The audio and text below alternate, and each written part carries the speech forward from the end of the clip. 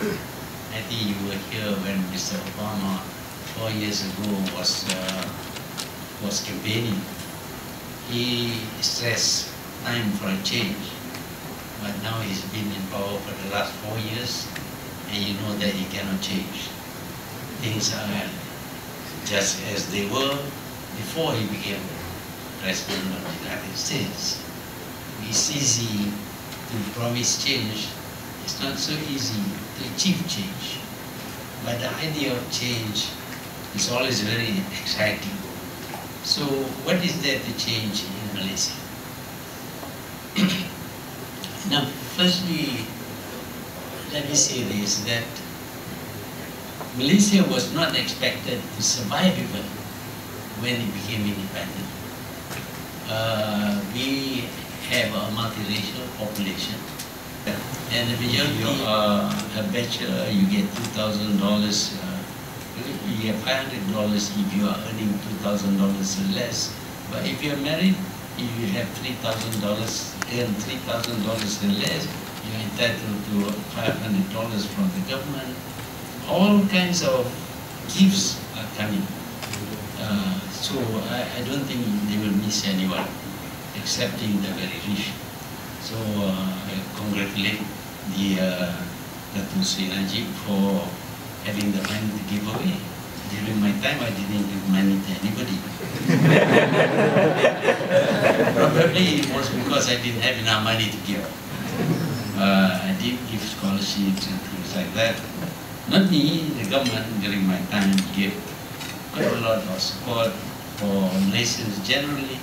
And although they didn't receive BRIM and things like that, they still voted for the government.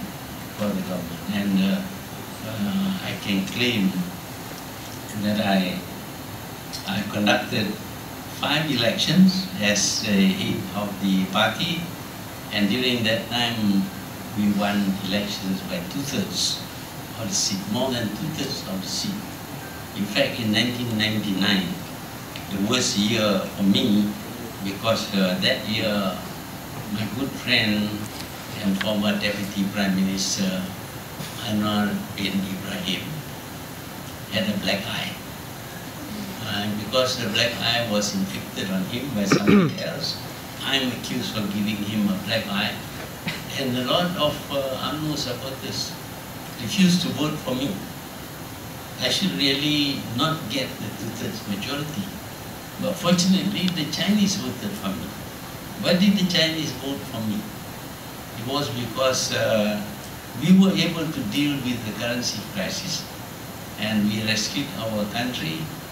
We rescued a lot of Chinese businessmen from being bankrupt. And because of that, they were so supportive of the BN that actually Kit Siang and Karpa Singh lost in the election in 1999. So we find that even if you don't give money, you can still win election by 2/3 majority. But giving money may not have the same result for some people. But some people maybe they will respond to money. And of course it's unfortunate for me, because when I stood for election as a wakil for my own UMNO division in Kubang Pasu, somebody gave money so that I will not get the vote, and I lost because the voters in the party were given $200. They have got prepared to sell me down the road for $200 after serving them for 22 years as head of the division. So some people are influenced by money, some people are not. I would prefer that they should not be influenced by money. They should actually reject money. Don't say, well, I will take this money, but I will not vote. That is cheating yourself. You take the money and you are being corrupt. So if you don't want corruption in Malaysia, you yourself must not allow yourself to be corrupt. It's no good blaming, oh, he's corrupt because he's giving money away. Well, he's giving money away because there are people ready to receive the money. So these are things that we have to face when governing your own country. You can make a success of your independence, or you can make it a failure. And many countries, I'm afraid, fail after they regain their independence from the colonial masters. But we did, but instead of 5% of gross for the oil-producing states, they want to give 20%. When you give 20%, it means that the federal government gets less money. Now, the federal government is a distributor of the national wealth. It tries to give to the states that are poor in order to support those states, and not to give more to the rich state. Well, I don't know whether there are Sabahans and Terengganu here or not, but you know, these states are very rich. They get allocation, they get less allocation from the federal government than revenue from the oil company at 5%. Just imagine 20%, 4 times that. And they will become extremely rich, but the government will have less money to give to police and Kedah.